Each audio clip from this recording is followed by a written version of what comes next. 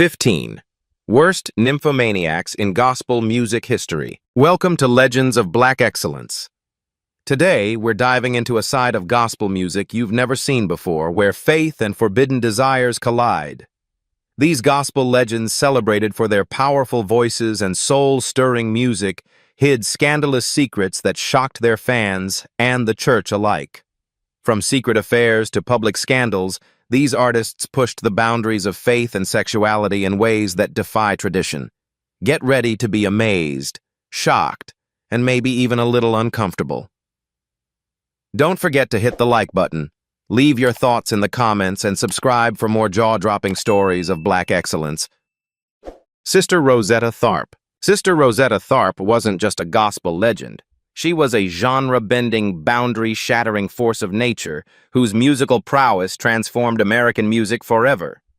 Born in Cotton Plant, Arkansas in 1915, she was raised in the Church of God in Christ, where she learned to blend fervent spiritual conviction with soul-stirring guitar mastery. By the 1930s, she was already revolutionizing the gospel sound, merging traditional hymns with the rhythmic drive of early rock and roll. Tharpe's commanding presence on stage, armed with a Gibson guitar and a booming, resonant voice, captivated crowds from sanctuaries to secular theaters. She toured extensively across the country and later Europe, defying the racial and gender norms of her time. Her fiery performances attracted audiences of all kinds, from devout churchgoers to blues and rock enthusiasts. She influenced countless musicians, including Chuck Berry, Johnny Cash, Elvis Presley, and Little Richard. Yet her legacy often remained underappreciated in mainstream music history. Behind the spotlight, however, Tharpe's personal life was a mosaic of contradictions. Married multiple times to men, including a highly publicized 1951 wedding held in a Washington, D.C. stadium with 25,000 fans in attendance, her romantic affiliations were also colored by intense speculation. Most notably, her decades-long relationship with Marie Knight, her musical partner and constant touring companion, gave rise to long-standing rumors of a romantic connection. Though neither woman ever publicly confirmed their relationship, the intimacy they shared on stage and off raised questions in an era when conversations about same-sex partnerships were taboo, especially in religious communities. Observers noted that their bond seemed to extend beyond professional collaboration, fueled by shared hotel rooms, travel arrangements, and a spiritual and artistic unity that was difficult to ignore. In many ways, Tharpe defied labels musically and personally. She was a gospel star with the energy of a rock performer, a religious woman who courted controversy, and possibly a queer artist in a time when such identities were condemned. Her life reflected a duality: sacred devotion and personal rebellion coexisting in one trailblazing soul. While some modern commentators have labeled her among gospel's most sexually unrestrained figures, this perception speaks more to her fearless pursuit of authenticity than any scandal. She lived on her own terms in her artistry and in love. Today, Rosetta Tharpe is not only hailed as the godmother of rock and roll, but also as a symbol of courage in challenging societal expectations. Her story is not simply about transgression, it's about transcendence. She sang, played, and lived with unapologetic fervor, leaving behind a legacy that speaks louder with each passing generation. Clara Ward. Clara Ward, born in Philadelphia in 1924, was a towering figure in the world of gospel music. A powerhouse vocalist, savvy group leader, and cultural icon who helped shape the modern gospel sound. Alongside her mother, Gertrude Ward, she co-founded the Ward Singers, a groundbreaking ensemble that blended sanctified church traditions with theatrical flair. Clara's charisma, vocal agility, and show-stopping stage presence turned her into one of the first gospel stars to bridge the gap between sacred music and mainstream visibility. From the 1940s into the 1960s, the Ward Singers dominated gospel circuits. Clara often served as the group's vocal centerpiece, commanding audiences with her expressive soprano and dramatic delivery. Her arrangements introduced choreography, sequined gowns, and stage theatrics into gospel concerts, elements previously frowned upon in conservative church circles. Though critics accused her of commercializing sacred music, her innovations drew record-breaking crowds and inspired countless successors. Yet Clara Ward's personal life was as layered as her vocal arrangements. While she never publicly identified her sexual orientation, long-time whispers surrounded her close-knit relationships with several female members of her group. These rumors, compounded by her fiercely private nature and long-standing reluctance to marry, fueled speculation that Clara may have engaged in intimate same-sex relationships, an especially taboo subject in the religious South of her time. Adding to the intrigue, Clara reportedly enjoyed the luxuries of celebrity life that many gospel singers shunned.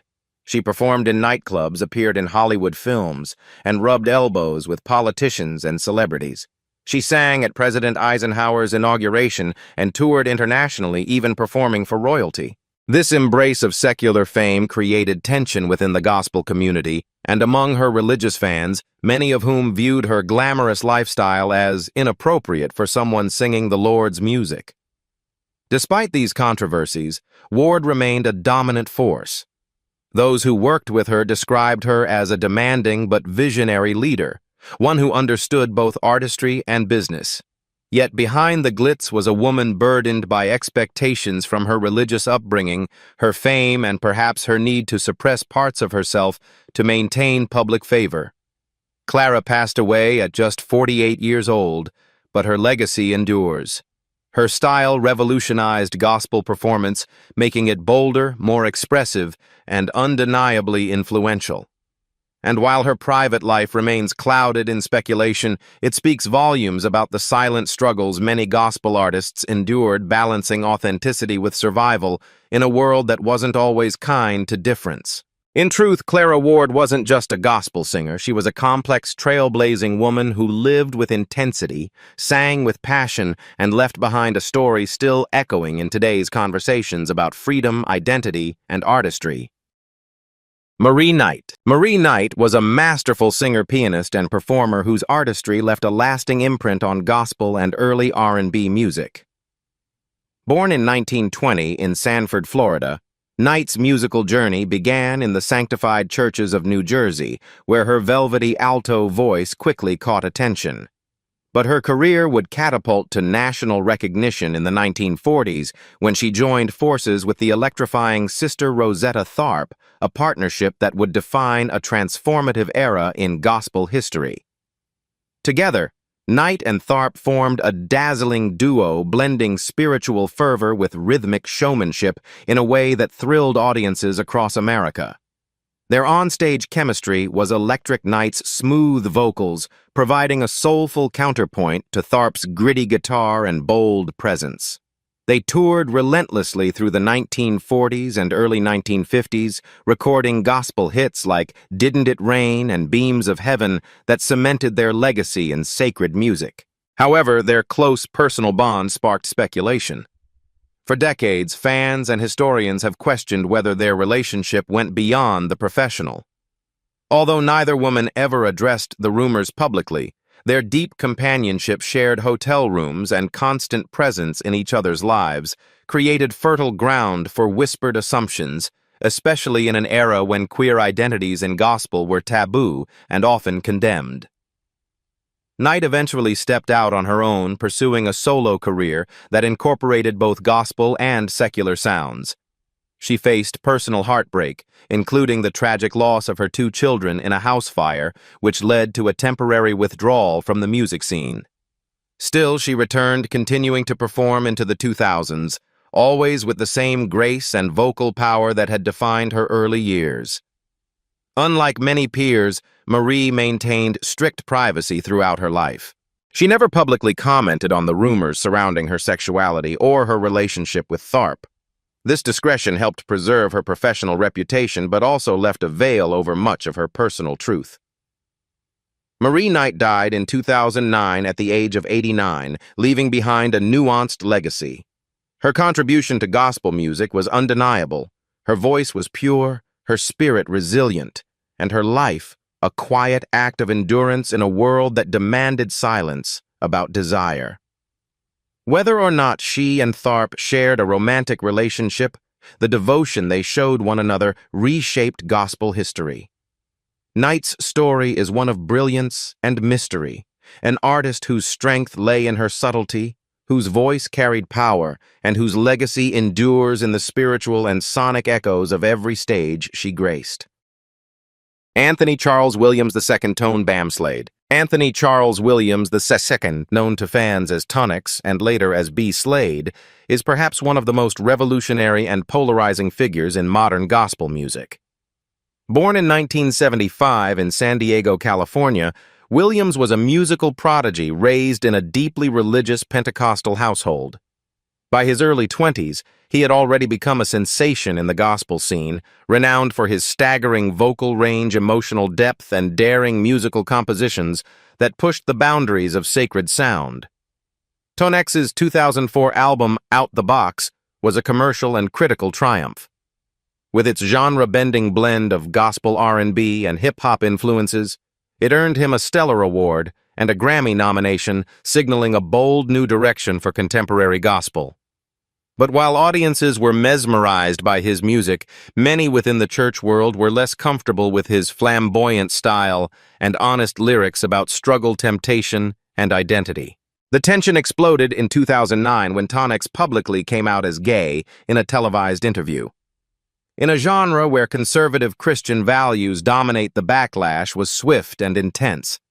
Many churches withdrew their support, gospel radio stations stopped playing his music, and former allies turned their backs. But rather than retreat, he evolved, rebranding himself as B. Slade, an openly queer artist, free from the constraints of traditional gospel expectations. As B. Slade, he embraced a fluid identity, describing himself as queer rather than using labels like gay or bisexual. His music became even more experimental, fusing funk, electronica, soul, and spoken word with themes of spiritual awakening, sexual liberation, and mental health. He refused to live a divided life, choosing authenticity over religious appeasement. Williams's journey has not been without struggle. He has spoken openly about the pain of rejection, the complexities of reconciling faith and orientation, and the personal toll of breaking away from a judgmental system. Still, his art continues to thrive, respected in both mainstream and underground music spaces. Far from a cautionary tale, Tonix, B. Slade is a case study in radical self-acceptance. His willingness to shatter expectations, musically, spiritually, and sexually, forced gospel music to confront its own hypocrisy and cultural rigidity. In doing so, he became more than a singer, he became a movement. Today, he remains a symbol of resilience and redefinition, challenging the notion that one's truth must be silenced to serve a higher calling. His story is proof that faith and freedom can in fact coexist. Carl Bean. Carl Bean was more than a gospel singer. He was a fearless voice for identity, equality, and spiritual inclusivity in a time when speaking out could cost everything. Born in Baltimore in 1944, Bean was raised in the black church, where he discovered both a deep love for gospel music and an early awareness of the tension between his faith and his sexuality. This tension would eventually define his legacy not as a contradiction, but as a catalyst for a movement. In 1977, Bean stepped into the national spotlight with the release of the song I Was Born This Way, a disco anthem that became a powerful declaration of LGBTQ+ self-acceptance. With lyrics affirming love and identity, the track was one of the first explicitly gay-themed songs to gain mainstream attention decades before Lady Gaga's similarly titled hit. Though it found success in clubs and among queer communities, the track also drew criticism from conservative religious spaces, including the gospel industry, that had once embraced him. But Bean never apologized for who he was. Instead, he leaned into his calling. In 1982, he founded the Unity Fellowship Church movement, a groundbreaking denomination built specifically to welcome and affirm LGBTQ+ people of color. His message was simple but radical. God's love is unconditional, and no one should be excluded based on their sexual identity. The movement grew rapidly, offering a safe spiritual home for thousands who had been rejected by traditional congregations. While Bean had a background in gospel singing, he is best remembered for his activism and ministry.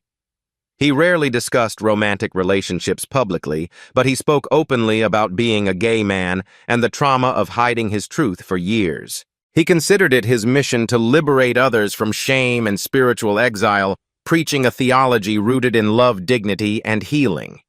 Bean passed away in 2021 at the age of 77.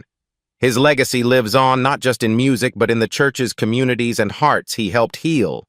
For many, he was the first person to show that it was possible to be both queer and devout, that one's truth didn't have to come at the cost of one's soul. In the world of gospel, Carl Bean was a rebel, a trailblazer, and above all, a bridge between worlds long thought incompatible. His story is a testament to spiritual courage and the power of music to break chains both personal and institutional. Alex Bradford. Alex Bradford was a force of nature on the gospel stage, part preacher, part showman, and entirely original. Born in Bessemer, Alabama in 1927, Bradford began singing in church as a child, and by age 13 had composed his first gospel song. His career skyrocketed in the 1950s when he moved to Chicago and released hit after hit, including Too Close to Heaven and I'm Too Near My Heavenly Home songs that became anthems for a generation of gospel fans. What set Bradford apart was not just his voice, though it was powerful and unmistakable, but his flamboyant stage persona. He brought Broadway energy to the pulpit, incorporating theatrical gestures, facial expressions, and even choreographed movements into performances that dazzled audiences. He was a pioneer of what would later influence gospel greats like James Cleveland and crossover performers in soul and R&B. Yet behind the curtain, Alex Bradford's personal life was shrouded in secrecy. Throughout his career, rumors circulated about his same-sex attractions, whispers that were never confirmed publicly, but that circulated within gospel circles. In an era when homosexuality was criminalized in many states and considered an abomination by much of the religious establishment, Bradford had little choice but to keep his private life locked away. Though there is no direct evidence of him engaging in romantic relationships with men, his behavior and reputation often placed him at the center of quiet speculation. Bradford never addressed the rumors. Instead, he let his work speak. He mentored young artists, directed choirs, and even toured internationally.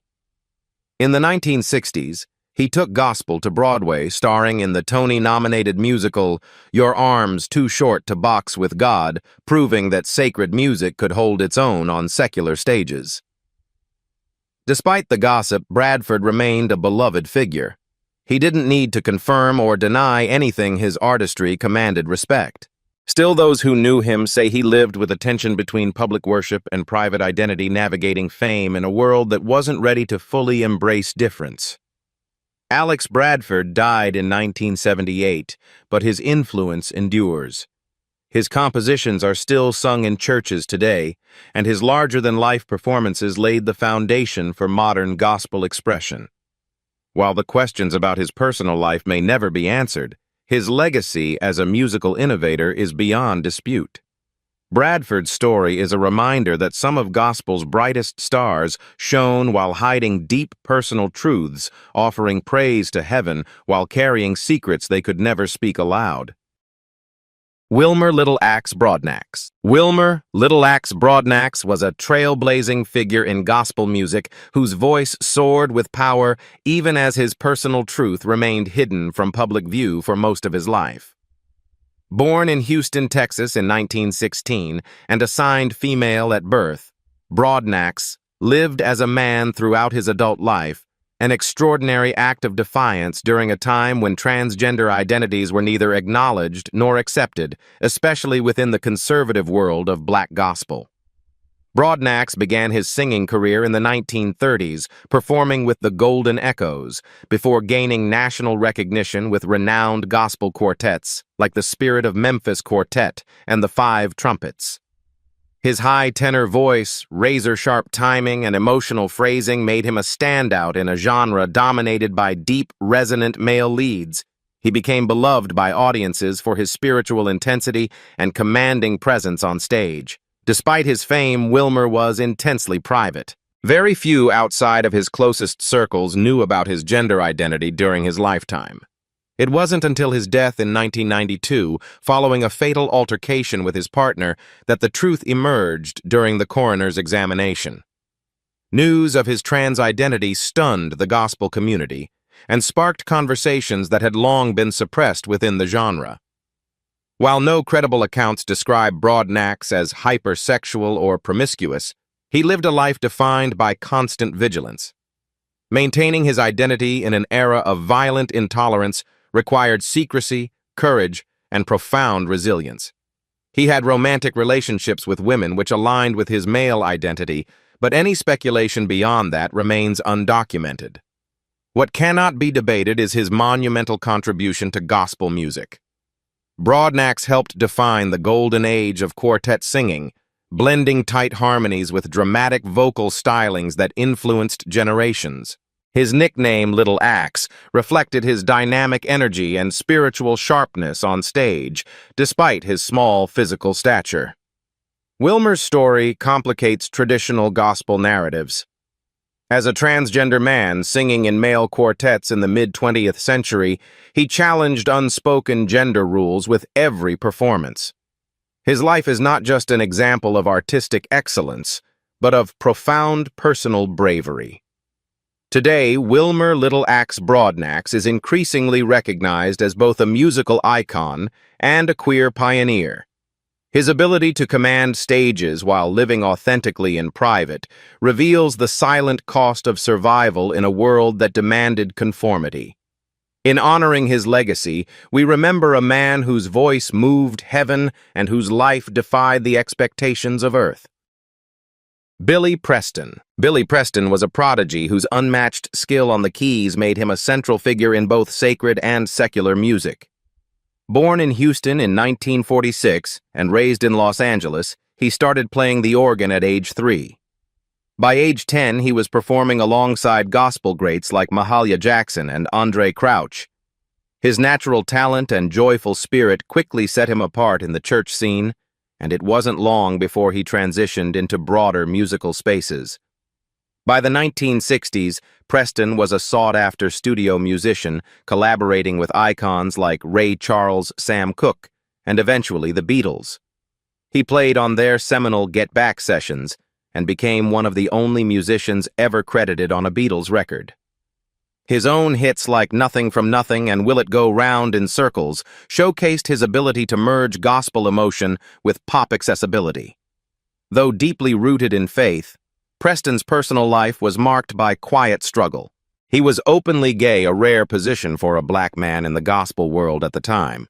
Still, he never paraded his sexuality, preferring discretion while maintaining authenticity in his music. There were no public scandals tied to sexual excess, but Preston's romantic life remained intentionally private, likely due to the societal and industry pressures of the time. Despite outward success, Preston faced inner battles. He struggled with addiction and legal issues throughout the 1980s and 1990s, which temporarily derailed his career.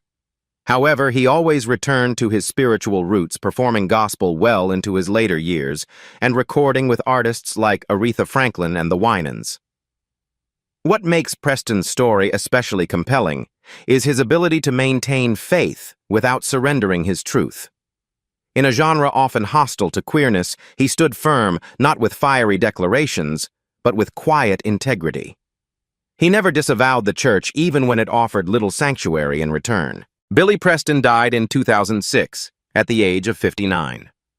Though gone too soon, he left behind a staggering musical legacy and an enduring example of how one can harmonize spiritual devotion with personal authenticity. He wasn't defined by his sexuality, but by the joy and soul he poured into every note. His life challenges narrow definitions of holiness, proving that brilliance and struggle, faith and identity can coexist in harmony. James Cleveland. James Cleveland, often revered as the king of gospel, was a transformative force whose musical genius reshaped the sound of 20th century church music. Born in 1931 in Chicago, he began his journey as a choir boy and eventually became a composer, choir director, and preacher. His arrangements brought complexity and sophistication to gospel songs, blending traditional hymns with blues, jazz, and even classical undertones. His influence was seismic, founding the Gospel Music Workshop of America GMWA in 1968 and mentoring future legends like Aretha Franklin and Reverend James Moore. Cleveland's powerful baritone and emotive delivery moved congregations to tears. Songs such as Peace Be Still and Lord Help Me to Hold Out remain anthems in black churches across the globe. Yet while his musical legacy is unquestionable, his private life has long been shrouded in speculation and silence. Throughout his career, persistent rumors surrounded Cleveland's sexuality. He never married, and whispers circulated regarding same-sex relationships, often quietly discussed but never confirmed.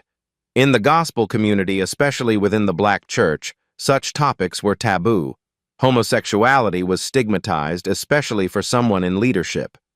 Cleveland, aware of the risks, maintained a carefully guarded persona, rarely granting interviews and avoiding personal discussions.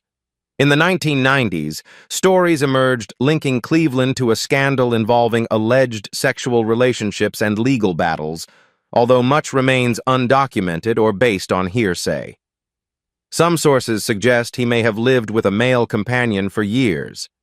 Others point to his lyrics full of yearning, emotional intensity, and unspoken sorrow as coded reflections of a man wrestling with identity under religious scrutiny.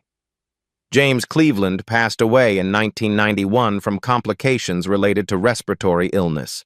Unconfirmed reports suggested HIV/AIDS-related conditions, but no official statement ever clarified the matter. His funeral, attended by thousands, reflected the deep respect he commanded despite the unanswered questions. Today, Cleveland's life remains emblematic of the emotional and spiritual cost of concealment. While his contributions to gospel music are celebrated, his story also serves as a cautionary tale about what the church demands in exchange for acceptance. The tension between public holiness and private reality weighed heavily on him. His voice was filled with raw emotion, not just because of his talent, but possibly because he was singing the very prayers he couldn't speak aloud. James Cleveland changed gospel music forever, but he also reminds us that even the most anointed voices can carry hidden burdens. Ray Boltz. Ray Boltz rose to prominence in the 1990s as one of the most heartfelt and sincere voices in contemporary Christian music. Born in Indiana in 1953, Boltz's songs told vivid emotional stories rooted in themes of faith, family, and redemption. Tracks like Thank You, The Anchor Holds and I Pledge, Allegiance to the Lamb became staples in evangelical circles, earning him multiple Dove Awards and cementing his place as a trusted voice of inspiration for millions. For much of his career, Boltz appeared to be the epitome of the traditional Christian artist, a devoted husband, father of 4, and committed church member. But behind his public persona, he battled an internal truth he could no longer ignore. In 2008, Boltz shocked the Christian music world when he publicly came out as gay in an interview with the Washington Blade. He had quietly separated from his wife in 2005 and relocated to Florida to start a new chapter in solitude. His coming out was not a result of scandal or coercion. It was a deliberate act of liberation after years of inner turmoil. Boltz admitted he had known about his sexual orientation since his teenage years, but had tried to suppress it due to his faith and societal expectations. The confession sent ripples through the evangelical world. Many churches stopped playing his music and longtime supporters turned away. But Boltz refused to be silenced. He continued creating music now aimed at LGBTQ+ Christians and allies, addressing spiritual trauma, rejection, and healing. His later songs, such as Who Would Jesus Love, redefined his message to center love, authenticity, and grace, particularly for those pushed out of traditional religious spaces. Unlike many artists on this list, Boltz never lived a double life in the public eye. He stepped forward with honesty, fully aware of the cost. His courage opened doors for many other LGBTQ+ people of faith who longed for representation and affirmation within their spiritual communities. Ray Boltz's journey is not one of scandal, but of truth-telling. He walked away from fame as he knew it to live honestly, choosing wholeness over applause. His legacy now speaks not only to believers seeking salvation, but to anyone seeking the freedom to love without shame. Trey Pearson. Trey Pearson's journey through the Christian music world is a compelling story of personal struggle, courage, and transformation. Born in 1981 in Ohio, Pearson grew up in a devout Christian household where his talent for music was nurtured from a young age. As the lead singer of the Christian rock band Everyday Sunday, he achieved widespread recognition in the early 2000s. Their music, filled with spiritual lyrics and positive messages, earned the band a loyal fan base, and Pearson became a beloved figure within the Christian music scene. For years, Pearson lived a life of public success while privately grappling with his sexuality. In a community where being gay was often met with condemnation, Pearson struggled with the fear of rejection from both his peers and his faith.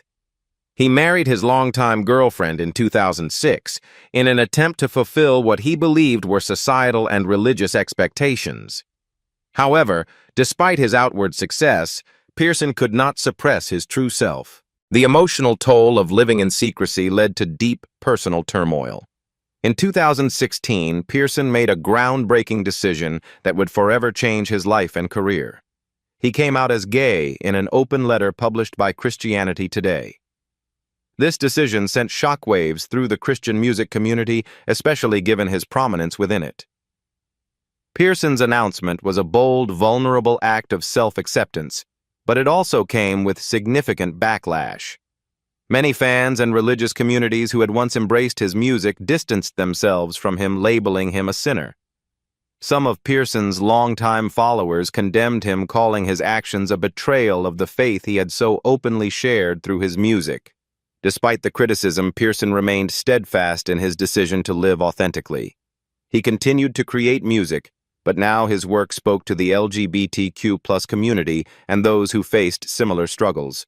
In 2017, he released his solo album Love is Love, which further cemented his place as an advocate for LGBTQ+ rights within the Christian community.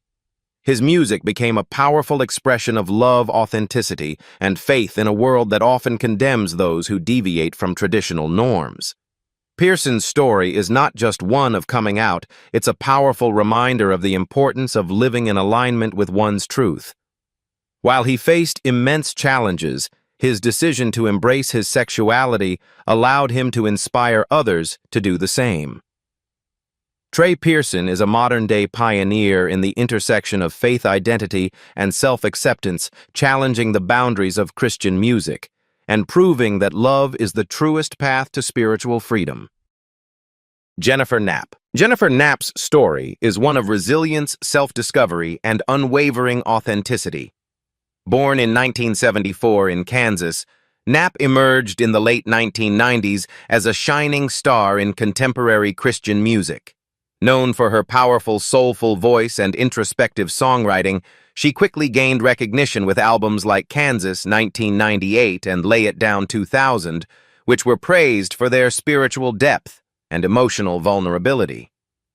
Her music resonated deeply with Christian audiences, and she became a staple in the genre, celebrated for her poignant lyrics and folk rock sound.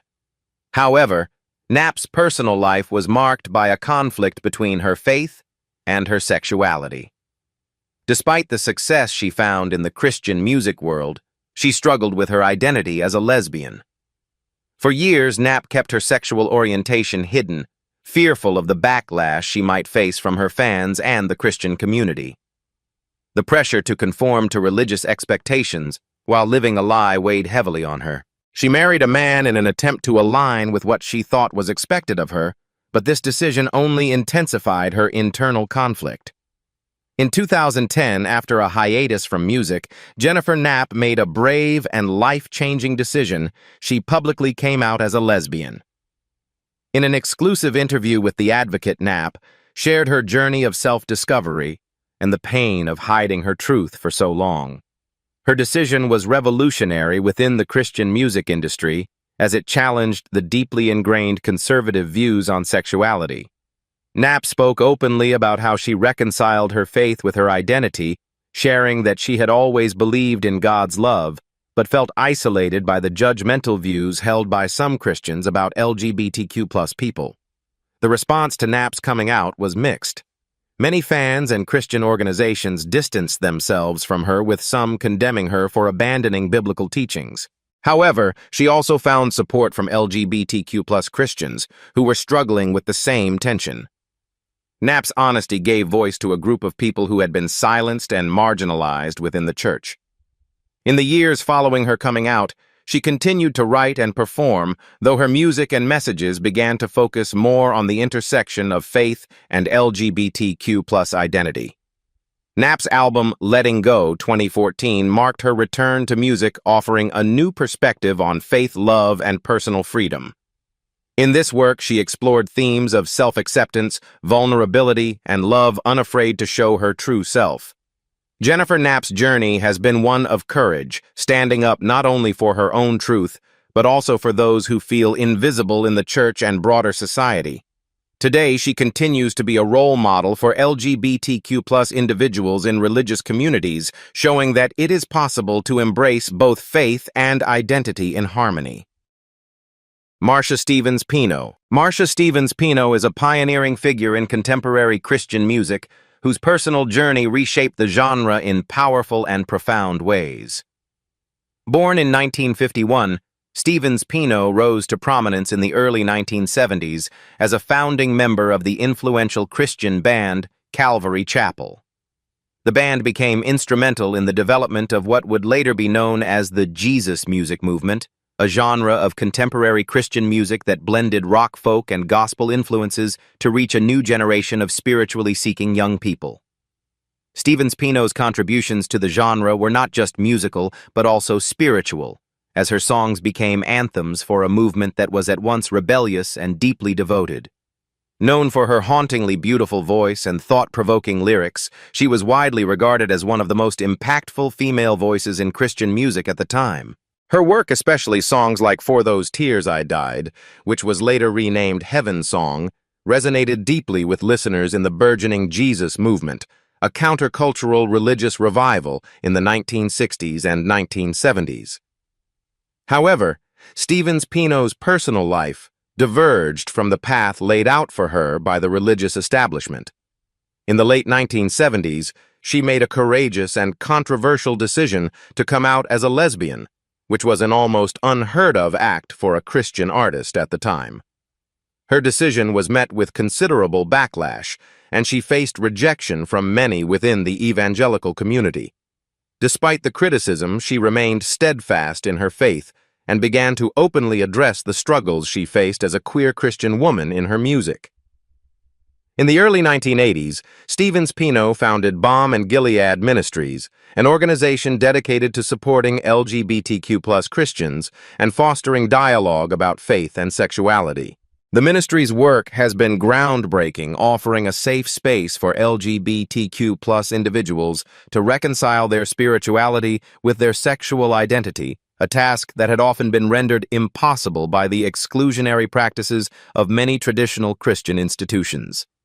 Stevens Pino's commitment to both her faith and her identity as a lesbian turned her into a role model for those in the LGBTQ+ community who had been forced into the margins by religion. Her journey wasn't easy. She faced immense personal and professional challenges, but it was one of incredible courage and authenticity.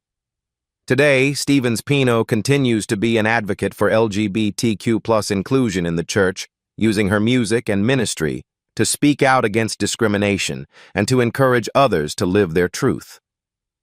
Marcia Stevens Pino's legacy is one of radical love and self-acceptance, offering a testament to the power of living authentically in the face of adversity.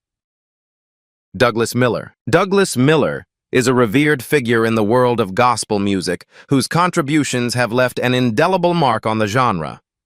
Born in 1953 in New Jersey, Miller quickly established himself as one of the most talented and influential gospel artists of his generation. Known for his powerful voice, emotional delivery, and ability to inspire through song, Miller became a staple in churches and gospel music circles across the United States. His music was deeply rooted in faith, with lyrics that conveyed messages of perseverance, hope, and divine strength touching the hearts of countless listeners. One of Miller's most famous and beloved songs, "My Soul Has Been Anchored in the Lord," became a gospel anthem embodying the very spirit of Black church music. The song's enduring popularity, combined with his other works, cemented Miller's place among the top gospel artists of the late 20th century. He was a celebrated performer, often found leading choirs and singing at large gospel events, with his rich tenor voice lifting spirits and uniting congregations in powerful worship. However, while Miller's professional life was marked by success and reverence, his personal life remained a subject of intrigue and speculation. For much of his career, rumors circulated regarding his sexual orientation, particularly as he never married and preferred to keep his personal life private. As with many gospel artists of his era, Miller's personal identity and relationship with his faith became tangled in the expectations of the church. The conservative values of the gospel world, especially within the Black church, made it difficult for artists like Miller to openly discuss their sexuality. Over the years, whispers of Miller's potential same-sex relationships were never confirmed, but they added a layer of complexity to his legacy. As an artist working in a deeply religious space, Miller was subject to the same pressures that many LGBTQ+ individuals in the church faced, fearing rejection and loss of credibility in an industry that often placed moral and doctrinal purity above all else. Miller never addressed these rumors publicly, maintaining a low profile about his personal life, which allowed his musical ministry to remain his primary focus. Regardless of these personal speculations, his impact on gospel music is undeniable. His commitment to spreading the gospel through music inspired and uplifted generations, and his songs continue to be sung in churches around the world. Douglas Miller passed away in 2021, leaving behind a powerful legacy of spiritual music. His story is one of quiet strength and the enduring power of faith and music as he navigated the complex intersection of artistry, faith, and personal identity. While his private life remains a matter of speculation, his public ministry and musical contributions will continue to inspire all those who encounter his work. Miller's journey reminds us that authenticity, both in music and life, is a path that often requires quiet courage. Kevin Terry. Kevin Terry, a gospel artist known for his dynamic voice and contributions to the genre, became a controversial figure within the Christian community due to a scandal that forced him to confront his personal life in the public eye. Born and raised in the church, Terry's love for music and ministry was nurtured from a young age. His powerful vocal delivery and charismatic performances quickly earned him recognition in the gospel world, and he became known for his ability to captivate audiences with his spiritual passion. Terry's career took off in the 2000s, with his music being celebrated for its upbeat style and contemporary gospel sound. He released several successful albums, earning respect for his vocal talent and his ability to create uplifting, powerful music that resonated with both secular and religious listeners. His music reached diverse audiences, and his concerts were marked by energetic performances that combined the fervor of traditional gospel with a modern, refreshing twist. However, despite his professional success, Terry's personal life became the subject of intense scrutiny. In 2014, an explicit video allegedly featuring Terry and another man was leaked online, causing a massive scandal in the gospel community. The video went viral and the backlash was swift. Many of Terry's supporters, especially those within the conservative Christian community, were shocked by the revelation, which posed a direct challenge to the expectations placed on gospel artists. Gospel music, particularly within the Black church, is rooted in traditional and often conservative values, and Terry's involvement in such a scandal seemed to conflict with the moral standards upheld by many of his fans. Terry initially remained silent about the incident, refusing to directly address the video or the rumors surrounding it. The scandal became a public spectacle, raising uncomfortable questions about privacy, forgiveness, and the intersection of faith and sexuality. As the video continued to circulate, Terry faced significant personal and professional challenges, including losing some of his fan base and seeing a drop in his career momentum. However, in the years that followed, he worked to rebuild his reputation and career. Despite the controversy, Terry continued to perform and release music, focusing on rebuilding his life and faith. Over time, he became more open about the challenges he faced in his personal life, including his struggles with privacy and judgment from his peers. He used his platform to discuss the pressures of being in the public eye while grappling with the intersection of faith and sexuality, becoming a more vocal advocate for acceptance and understanding within the church. Kevin Terry's journey serves as a complex reminder of the challenges faced by those in the public eye, particularly gospel artists who are often held to strict moral expectations. While his scandal brought intense scrutiny, it also shed light on the need for greater compassion, privacy, and support for individuals facing personal struggles.